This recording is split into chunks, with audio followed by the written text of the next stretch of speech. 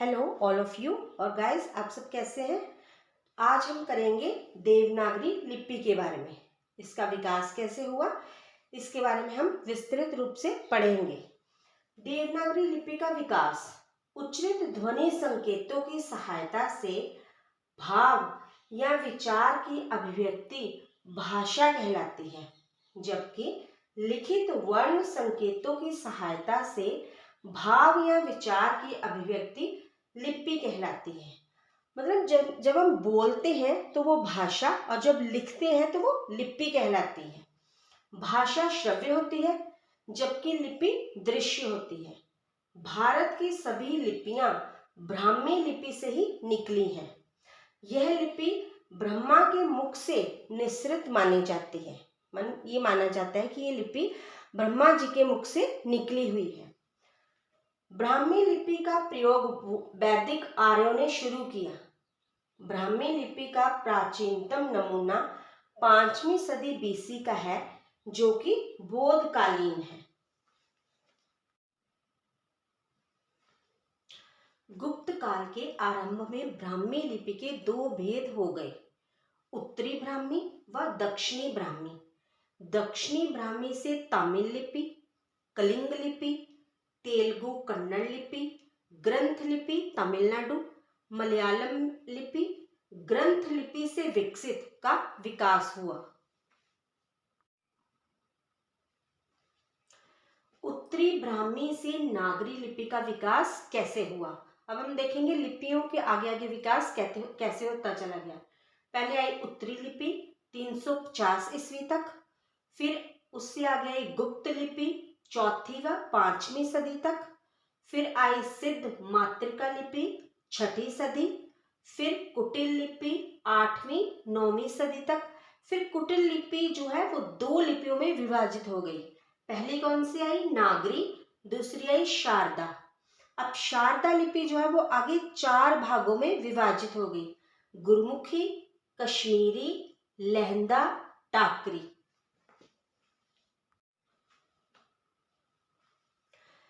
नागरी लिपि का प्रयोग काल 8वीं 9वीं सदी ईस्वी से आरंभ हुआ। 10वीं से 12वीं सदी के बीच इसी प्राचीन नागरी से उत्तरी भारत की अधिकांश आधुनिक लिपियों का विकास हुआ। इसकी दो शाखाएं मिलती हैं, पश्चिमी व पूर्वी। पश्चिमी शाखा की सर्वप्रमुख प्रतिनिधि लिपि कौन सी है? देवनागरी लिपि, जिसके विकास के बारे में हम लोग पढ़ रहे हैं। अब हम करते हैं नागरी लिपि किन किन शाखाओं में विभाजित हुई। तो ये नागरी लिपि हुई 2 शाखाओं में विभाजित, पश्चिमी शाखा, पूर्वी शाखा। अब पश्चिमी शाखा के आगे कैसे हुई? देवनागरी, राजस्थानी, गुजराती, महाजनी, कैथी। अब ऐसे ही पूर्वी शाखा आगे कैसे कैसे विकसित हुई? बांग्ला लिपि, असमी, उड़िया।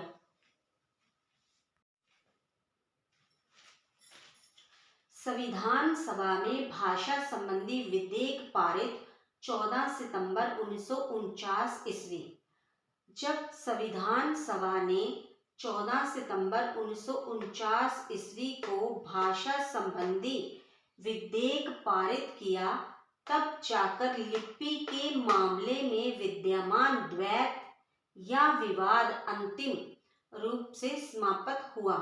अनुच्छेद 343(1) में स्पष्ट घोषणा की गई, संघ की राजभाषा हिंदी और लिपि देवनागरी होगी।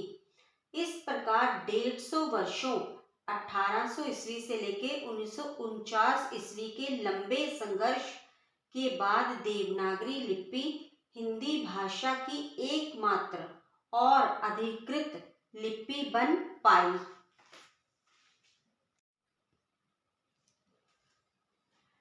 देवनागरी लिपि को लोकनागरी एवं हिंदी लिपि भी कहा जाता है।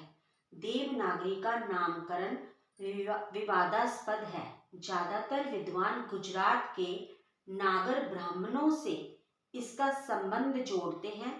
उनका मानना है कि गुजरात में सर्वप्रथम प्रचलित होने से वहां के पंडित वर्ग अर्थात नागर ब्राह्मणों के नाम से इसे नागरी कहा गया। अपने अस्तित्व में आने के तुरंत बाद इसने देव भाषा संस्कृत को लिपिबद्ध किया, इसीलिए नागरी में देव शब्द जुड़ गया और बन गया देवनागरी।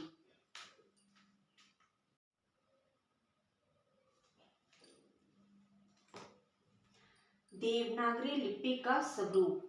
यह लिपि बाईं से दाईं ओर लिखी जाती है, जबकि फारसी लिपि उर्दू, अरबी, फारसी की भाषा लिपि दाईं से बाईं ओर लिखी जाती है। यह अक्षरात्मक लिपि सिलेबिक स्क्रिप्ट है, जबकि रोमन लिपि अंग्रेजी भाषा की लिपि वर्णात्मक लिपि अल्फाबेटिक स्क्रिप्ट है। अब हम करेंगे देवनागरी लिपि के गुण। इसमें गुण कौन कौन से हैं? एक ध्वनि के लिए एक ही वर्ण संकेत, एक वर्ण संकेत से अनिवार्यतः एक ही ध्वनि व्यक्त। जो ध्वनि का नाम वही वर्ण का नाम। मूक वर्ण नहीं, साइलेंट वर्ण कोई नहीं है इसमें। जो बोला जाता है वही लिखा जाता है। इसमें जो शब्द, जो अक्षर बोला जाता है वही लिखा जाता है। एक वर्ण में दूसरे वर्ण का भ्रम नहीं।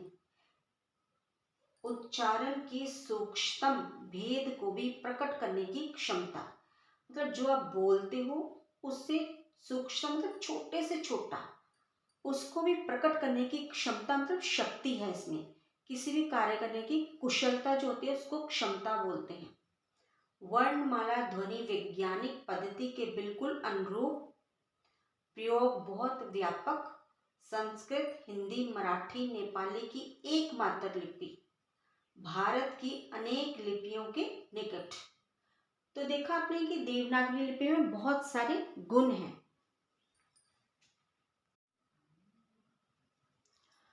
अब हम देखेंगे कि देवनागरी लिपि में दोष क्या है और उसको दूर करने के लिए सुझाव क्या है।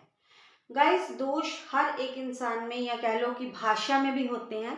कोई भी इस प्रकृति पर कोई भी इंसान या भाषा ऐसी नहीं है जिसमें गुण हो और दोष ना हो, दोष हो और गुण ना हो। तो ये दोनों चीजें हर एक चीज में मिलती हैं। सिर्फ प्रभु गॉड ही एक ऐसे हैं जो सर्वगुण संपन्न है। तो हम देखते हैं कि इसमें क्या क्या दोष हैं देवनागरी लिपि में। कुल मिलाकर 403 टाइप होने के कारण टंकन मुद्रण में कठिनाई, शिरोरेखा का प्रयोग अनावश्यक, अलंकरण के लिए वर्णों के संयुक्त करने की कोई निश्चित व्यवस्था नहीं, अनुस्वार एवं अनुनासिकता के प्रयोग में एक रूपता का अभाव, त्वरापूर्ण लेखन नहीं क्योंकि लेखन में हाथ बार बार उठाना पड़ता है, वर्णों के संयुक्तीकरण में र के प्रयोग को लेकर भ्रम की स्थिति, ई की मात्रा का प्रयोग वर्ण के पहले पर उच्चारण वर्ण के बाद।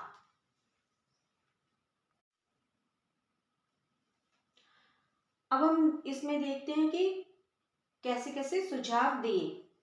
बाल गंगाधर का तिलक फॉन्ट 1904 से 1926 ईस्वी, सावरकर बंधुओं का अ की 12 खड़ी, श्याम सुंदर दास का पंचमाक्षर के बदले अनुस्वार के प्रयोग का सुझाव, गोरख प्रसाद का मात्राओं को व्यंजन के बाद दाहिने तरफ अलग रखने का सुझाव, जैसे कुल, क, छोटा उ, ल।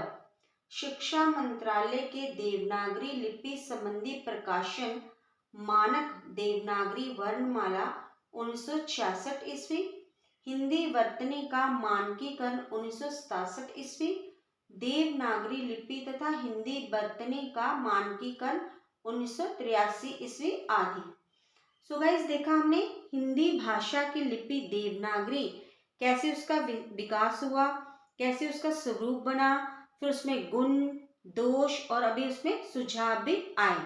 तो नेक्स्ट वीडियो के साथ फिर मैं आऊंगी। Thank you.